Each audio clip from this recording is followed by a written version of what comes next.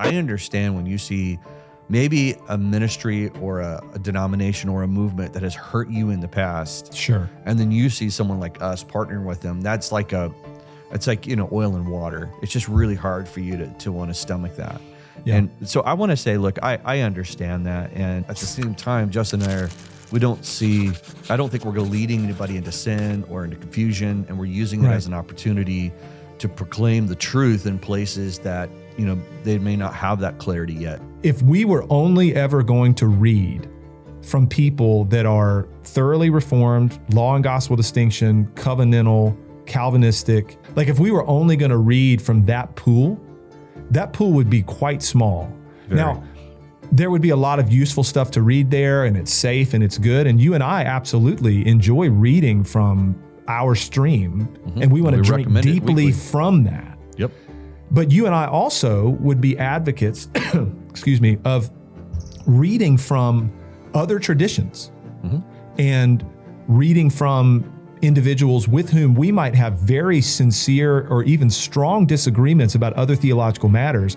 But on this particular topic, they're helpful.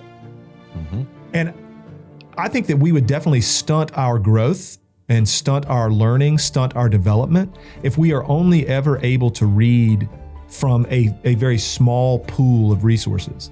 We have to trust the Spirit of God to minister in the church broadly, that there are His people in various traditions with whom we will spend forever in eternity with the Lord, who have really useful contributions to make. And they might have spent a ton of time studying and thinking and reflecting and expounding upon subject matter that maybe people in our own stream have not thought a lot about for the last 100, 200, 300 years. And there are reasons for that. And we need to be open to reading with discernment, eating the meat, spitting out the bones. And that needs to not be something that freaks us out, that we need to be afraid of doing. And so I think it's healthy to remember that God has gifted and used people in ways throughout history.